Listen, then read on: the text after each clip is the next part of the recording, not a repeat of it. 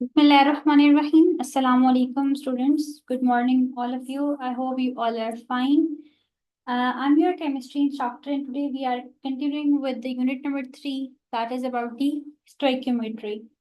In our last class, we discussed the basic concept of the mole and stoichiometry, as well as we discussed the example number 3.1.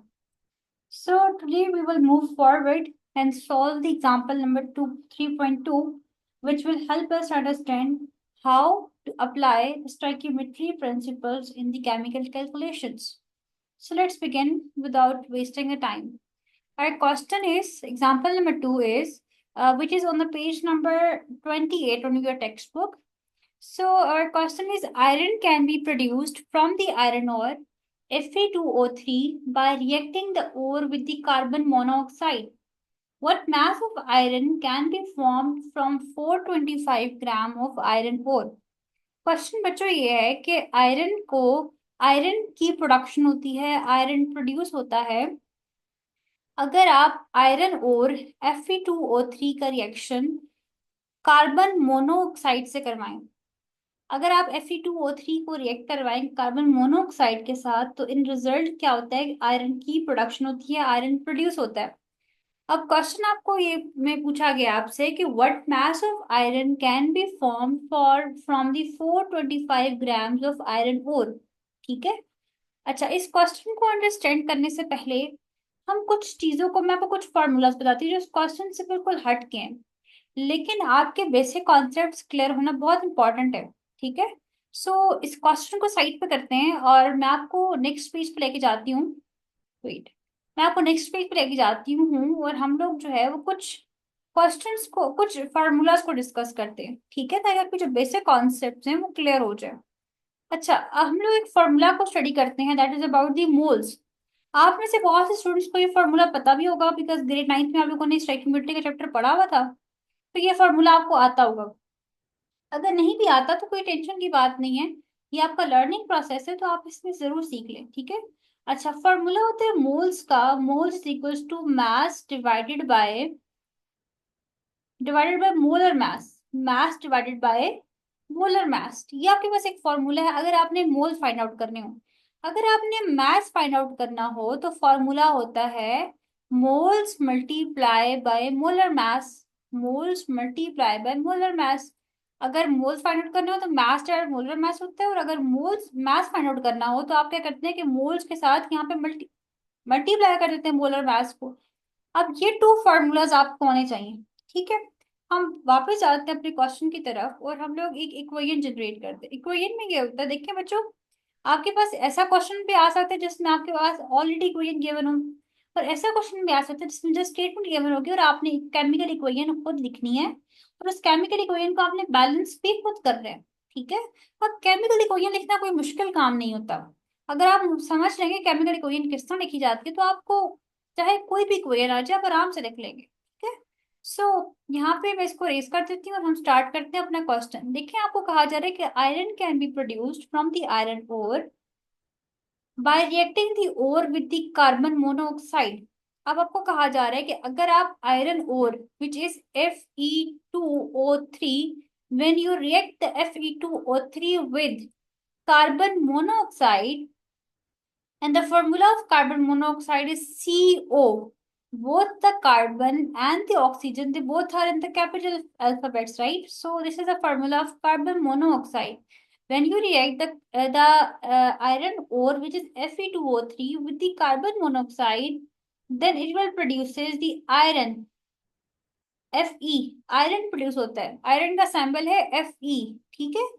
अच्छा, यहाँ पे मैं सारा लिख भी रहती हूँ। ये आपके पास है आयरन और आपने इसका रिएक्शन करवाया कार्बन मोनोऑक्साइड के साथ, कार्बन मोनोऑक्साइड से आपने इसका रिएक्शन करवाया तो रिजल्ट आपके पास आयरन की फॉर्मेशन हो रही है। अच्छा देखिए, अब आपने इसके बाद सेकंड स्टेप में क्या करना है कि अब ये आपने स्टेटमेंट के अकॉर्डिंग अपनी केमिकल इक्वेशन लिख दी है। अब आपने सेकंड काम ये करना है कि आपने इस इक्वेशन को बैलेंस करना है। ठीक है। अब देखो यहाँ पे आपके पास जो है वो आयरन की अमाउंट क्या है, 2। यहाँ पे इक्वेशन के राइट हैंड साइड पे देखें आयरन कितने आपके प्रेजेंट है, आयरन जस्ट 1 आयरन प्रेजेंट है। सो क्या करते हैं हम लोग, यहाँ पे 2 कर देते हैं, तो आपके पास क्या हो जाएगा कि अब आयरन यहाँ पे भी 2 हो चुके हैं और आयरन यहाँ पे भी 2 हो चुके हैं। देखिए इसके सब्सक्रिप्ट में नंबर गिवन है 2, दिस मीन्स कि आपके पास 2 आयरन है इक्वेशन के लेफ्ट साइड पे, और यहाँ पे कोई नंबर गिवन नहीं है, दिस मीन्स के there is only 1 iron atom on the equation on the right side of the equation, ठीक है। अच्छा, इसके बाद आगे देखें, आपके पास है ऑक्सीजन। आयरन इक्वेशन के लेफ्ट साइड पे हम ऑक्सीजन को ऐड को प्लस करके देखते हैं इक्वेशन के हमारे पास कितने ऑक्सीजन प्रेजेंट है। सो 3 ऑक्सीजन यहाँ पे प्रेजेंट है और 1 ऑक्सीजन यहाँ पे प्रेजेंट, दिस मीन्स के 4 ऑक्सीजन है। हम इक्वेशन के राइट हैंड साइड पे देखते हैं कि कितने ऑक्सीजन प्रेजेंट है, तो हम ये देख रहे हैं कि कोई ऑक्सीजन प्रेजेंट ही नहीं है, और ना ही हमारे पास कोई कार्बन है इक्वेशन के राइट हैंड साइड पे, दिस मीन्स कि हमें ना सिर्फ आयरन प्रोड्यूस होगा बल्कि हमें इसके साथ कुछ और भी यहाँ पे एज अ बाय प्रोडक्ट कुछ और भी प्रोड्यूस हो रहा है, जो आपको स्टेटमेंट तो नहीं बता रही, लेकिन आपको इक्वेशन देखते हुए समझ आ रहा है कि कुछ और भी यहाँ पे बनना चाहिए, ठीक है। तो मैं यहाँ पे ऐड करती हूँ कार्बन डाइऑक्साइड को, विच इज CO2, ठीक है।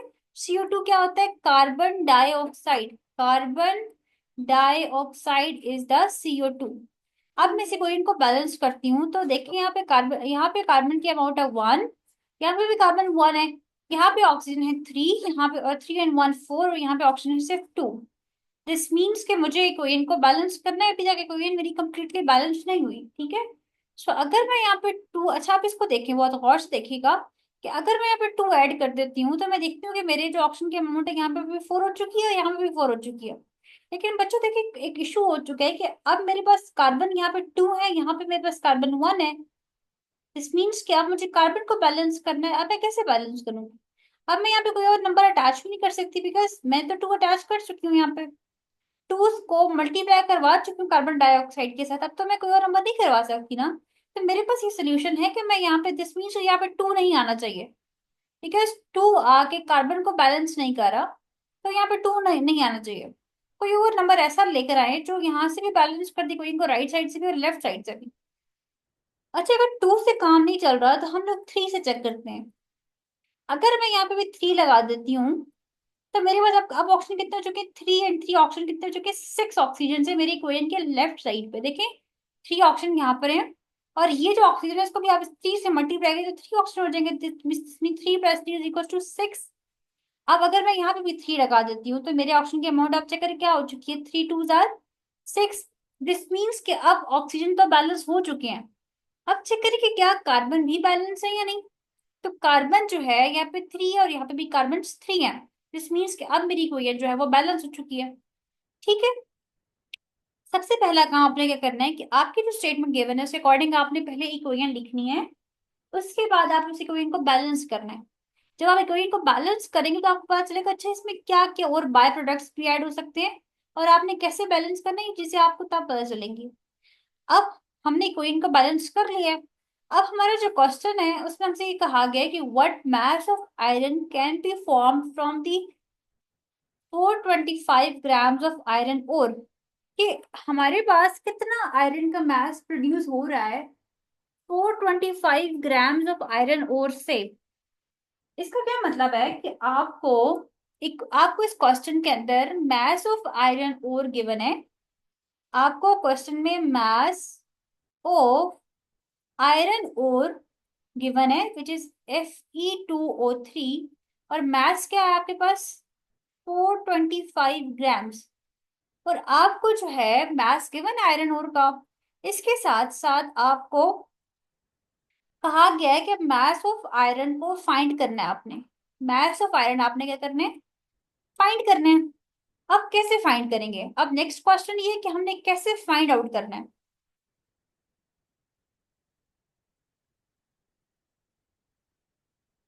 ओके, अच्छा आप देखिए, मैथ्स ऑफ आयरन गिवन है, maths of iron find out कर रहे हैं, ठीक है। जब भी कोई चीज गिवन होती है और कोई चीज फाइंड आउट करनी होती है तो सबसे इजीएस्ट वे ये होता है कि दो चीजों को आप कंपेयर कर लें।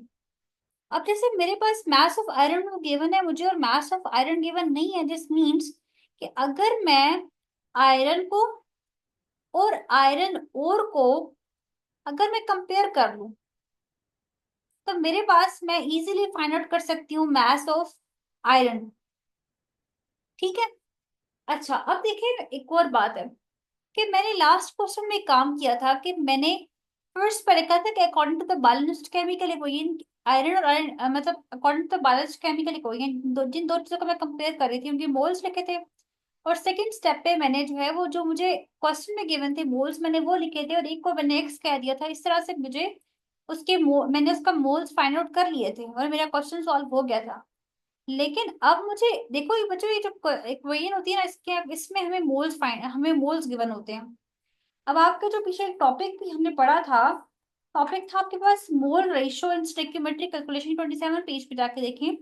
मोल ratios in the stoichiometric calculation, ये आपको क्या कहती है? ये आपको इसमें आपके पास क्वेश्चन भी था ना कि आप इस केमिकल इक्वेशन को रीड करेंगे। केमिकल इक्वेशन को आपने बताने की केमिकल इक्वेशन आपको क्या बता रही है, what this chemical equation tells us. So अगर आप उसको देखें तो आपको अब यहाँ पे भी मैं आपसे पूछ लेती हूँ कि tell me like what this chemical equation tells us. आपको ये केमिकल इक्वेशन क्या बता रही है? सो आप ये कहेंगे कि when 1 mole of iron ore react with 3 moles of carbon monoxide, they will produce 2 moles of iron and 3 moles of carbon dioxide। ठीक है, दिस मीन्स कि मुझे यहाँ पे इसके जो 7 नंबर्स गिवन है कि मुझे इसकी मोल रेशो बता रहे हैं। लेकिन मेरे पास मैं इसका इस रिएक्शन का कंपैरिजन नहीं कर सकती। देखें, मुझे आयरन के अगर मैं यहाँ पे लिखती हूँ, चले यहाँ पे क्वेश्चन सॉल्व करते हैं। मैं लिखती हूँ कि according to balanced chemical equation, तो मेरे पास बैलेंस केमिकल इक्वेशन के अकॉर्डिंग जो मोल्स हैं वो हम देखते हैं। आयरन के मोल्स कितने गिवन है मुझे? 2 मोल्स गिवन है मुझे आयरन के। और आयरन और के कितने मुझे मोल्स गिवन है? ओनली 1 मोल गिवन है। अच्छा बच्चों देखें कि अब इसके बाद मुझे क्वेश्चन में कोई मोल्स नहीं गिवन, लेकिन क्वेश्चन में मुझे मास जरूर गिवन है आयरन ओर का 425 ग्राम। अब आपने क्या करना है कि कुछ स्टूडेंट्स ऐसे करते होते हैं, कुछ टीचर इस तरह सॉल्व करवाते हैं कि वो बच्चों को डायरेक्टली मैथ से करवा रहे होते हैं। मीन्स इसको भी कन्वर्ट कर देते हैं इक्वेशन के जो 3 मोल्स ऑफ कार्बन मोनोऑक्साइड हैं, यस, तो इनको मैथ्स में कन्वर्ट करवा देते हैं। लेकिन मुझे लगता है कि वो बच्चों के लिए थोड़ा सा डिफिकल्ट प्रोसेस हो जाता है। तो मेरा ये तरीका होता है कि मैं बच्चों को ना मोल्स मैथ्स अगर मिल क्वेश्चन में गिवन तो मैं उसको कन्वर्ट करवा देती हूँ मोल्स में। अच्छा अब देखिए कि मैं क्या करवाने वाली हूँ। यहाँ पे देखें कि हमारे पास गिवन है मास ऑफ, यहाँ पे मैं रफ रफ साइड पे कर रही हूँ, या आपकी रफ साइड है मैं यहाँ पे कर रही हूँ, ठीक है। अच्छा अब यहाँ पे देखिए मैं इस तरह करवाती हूँ कि अगर आपको मास ऑफ आयरन और गिवन है Fe2O3 का मास गिवन है एंड दैट इज 425 ग्राम्स, तो मैं कहती हूँ बच्चों को कि इसको कन्वर्ट कर दे मोल्स के अंदर। अब जब आप इसको मोल्स में कन्वर्ट करेंगे तो आपको पता है फॉर्मूला मोल्स इक्वल्स टू क्या होता है? अभी मैंने आपको बताया moles is equals to mass divided by molar mass. ठीक है, मोलर मास को मैं चले यहाँ पे तो पूरा लिख देती हूँ, एम आर से रिप्रेजेंट भी वैसे कर देते हैं, molar mass. Moles is equals to mass divided by molar mass. अब मेरे पास मास क्या है, क्या गिवन है? 425 ग्राम्स। मोलर मास क्या है? मोलर मास भी तो मुझे बताना चाहिए। अच्छा मैं आपको बताती हूँ मोलर मास कैसे फाइंड आउट करते हैं। यहाँ पे इस चीज को भी सीख लें। यहाँ पे देखते हैं कि मोलर मास कैसे फाइंड किया जाता है। Molar mass of Fe2O3। अच्छा देखिए आपको पता है कि जो यहाँ पे जो बातें मैं लिख रही हूँ उनको आपने याद रखना है। एटॉमिक मास ऑफ आयरन का एटॉमिक मास क्या होता है बच्चों? आज मैं आपको बता रही हूँ, आइंदा से आपको ये बात पता होनी चाहिए कि एटॉमिक मास ऑफ आयरन होता है 55 पॉइंट,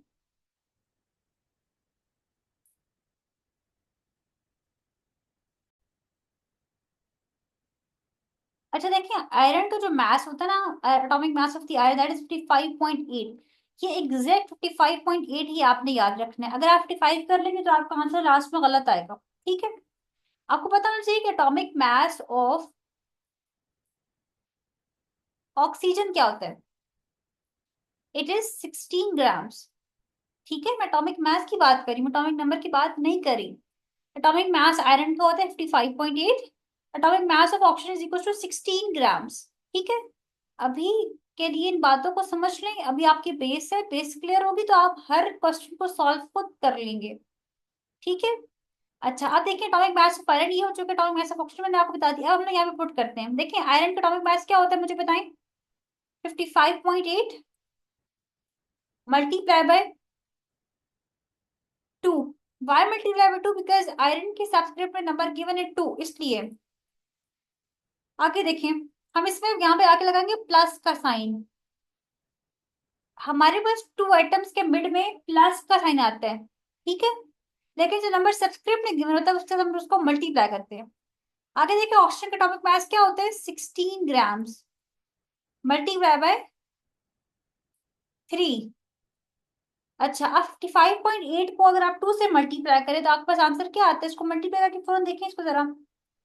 आपके पास आता है 111.6 प्लस, अगर आप जो है 16 को मल्टीप्लाई करवाएं 3 के साथ तो आपके पास क्या आंसर आता है, आपके पास आता है 48।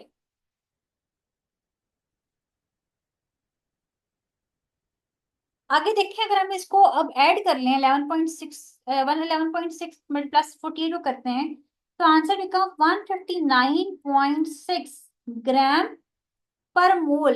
मैं इसको डिवाइडेड बाय मोल इस तरह से लिख सकती हूँ, मैं इसको इस तरह भी लिख सकती हूँ, पर मोल, ठीक है। अब ये आ चुका है मेरे पास क्या, molar mass of iron oxide आ चुके हैं, ठीक है। अब मैंने अपने फॉर्मूला में पुट कर लेना है, क्या वैल्यू है मेरे पास 159.6 ग्राम पर मोल, ठीक है। अच्छा इसको मैं दोबारा से रेज करके और मोल को इसी तरह लिख रही हूँ, ठीक है। अच्छा अब आगे देखें, अगर हम इसको डिवाइड करें तो आपके पास आंसर आता है 2.66, कि ग्राम ग्राम से कैंसिल हो जाएगा, पर मोल जब वो ऊपर जाएगा तो नोमिनेटर में जाएगा तो क्या बन जाएगा, मोल, ठीक है। तो मेरे पास, अगर मैं यहाँ पे बताऊं, देखिए हमने क्या फाइंड आउट करे थे, हम मोल फाइंड आउट करे थे, moles of Fe2O3, so it becomes 22.2.66 मोल आएगा, ठीक है। अब मैं यहाँ पे पुट कर सकती हूँ वैल्यू कि according to the chemical equation मेरे पास जो था वो 2:1 आई है, मीन्स कि 2 मोल्स है मेरे पास आयरन के और 1 मोल है मेरे पास आयरन ऑक्साइड का, आयरन ओर का, ठीक है। अच्छा इसके बाद मैं लिखती हूँ कि according to the given data, according to the given data, मुझे बताएं कि जो according to the given data iron ore के मोल्स क्या हमने भी फाइंड आउट किए थे, विच आर 2.66 मोल। और आपको पता है कि आयरन के मोल हमें नहीं पता, हम कर देंगे एक्स, ठीक है। उसके बाद वही काम करेंगे, हम इसका क्रॉस करवा लेंगे, ठीक है। क्रॉस करवाने के बाद हम ये कहते हैं कि x is equals to 2 multiply हो जाएगा इससे, 2 multiply by 2.66 divided by 1, so answer becomes 5.32 moles of iron. आपके पास आयरन की मोल्स आ चुके हैं 5.32।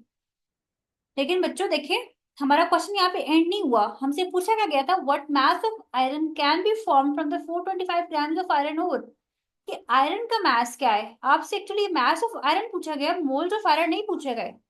तो हमें हमारे लिए कुछ मुश्किल तो नहीं है, हम कर सकते हैं इस तरह कि हम लोग, अभी हमें मोल्स गिवन है ना, तो हम फॉर्मूला लिखते हैं mass is equals two moles multiply by molar mass, ठीक है। मोलर मास, ये किसका मास फाइंड आउट करें, मास ऑफ आयरन फाइंड आउट करें, ये आपने मेंशन करना है आपने, ठीक है। अच्छा मोल्स क्या आपके पास 5.32 मोल्स आपके पास है, मल्टीप्लाई बाय मोलर मास क्या होता है आयरन का, आयरन का मोलर मास, अच्छा ये देखो मेरी बात सुनो कि आयरन का होता है 55.9, ठीक है। ये देखो हमने आगे भी लिखा हुआ है यहाँ पे 55.8 या 55.9, ठीक है 55.8 कर देते हैं। अब जब आप इसको मल्टीप्लाई करेंगे तो आंसर आएगा आपके पास 297.388 ग्राम। मल्टीप्लाई करके चेक भी कर लीजिएगा, मैं भी इसको रीचेक कर लेती हूँ, आप ही चेक कर लें। 5.32 को अगर आप मल्टीप्लाई करवाते हैं 55.8 के साथ, तो आपको 296.3, ठीक है। आपकी बुक में एक्चुअली मेंशन है आयरन का जो मोलर मास गिवन है दैट इज 55.9, तो ऐसे करिए इसको आप 9 ही कर लें, ठीक है।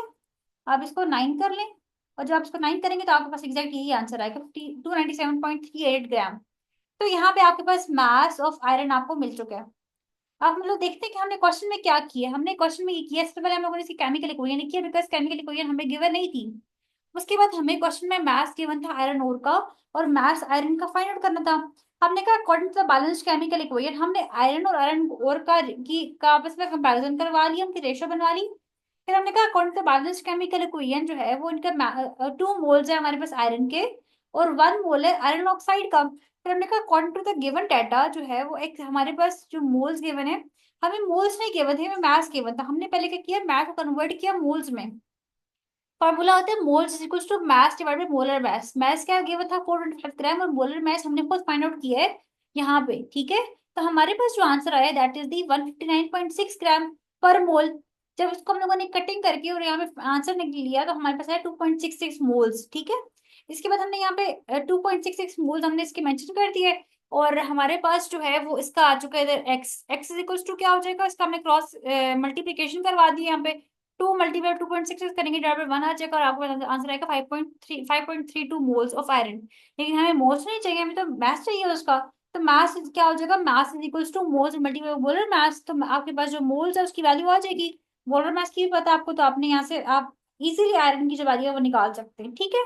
तो इस तरह से हमारा जो आंसर है वो आ जाएगा मास of iron which is the 297.388। यहाँ पे आपका क्वेश्चन एंड हो चुका है। चला नेक्स्ट लेक्चर में हम लोग स्टडी करेंगे मोलर वॉल्यूम को, और एग्जाम्पल नंबर 3.3 सॉल्व करेंगे। अच्छा स्टूडेंट्स, अगर आपको मेरे नोट्स चाहिए तो मुझसे कांटेक्ट करके व्हाट्सएप पे नोट्स ले लें। ये जो आपकी सेल्फ असेसमेंट एक्सरसाइजेस हैं, कॉन्सेप्ट असेसमेंट एक्सरसाइजेस जो है 3.1 3.2, यहाँ पे नोट्स में सब स्टेप बाय स्टेप सॉल्व आपको मिलेंगे। तो मुझसे कांटेक्ट करें, मेरे व्हाट्सएप के ऊपर नंबर डिस्क्रिप्शन में भी गया होगा, मैं यहाँ पे भी ऐड कर देती हूँ, +92 370 57 951, ठीक है। कांटेक्ट करके मुझसे नोट्स ले लें, और नोट्स में आपके पास सब कुछ ऐड होगा। उसमें इसमें इसमें एक्सरसाइजेज जो है ना आपके पास सब सॉल्व होगी, ठीक है। कॉन्सेप्ट आपकी हर टॉपिक से मल्टीपल चॉइस क्वेश्चन ऐड होंगे 2020। उसके बाद आपके हर टॉपिक को बहुत ईजीएस्ट वर्डिंग में लिखा हुआ है, हर एक्सरसाइज आपकी कंप्लीटली सॉल्व है। तो नोट्स के लिए कांटेक्ट कीजिएगा मेरे मुझसे।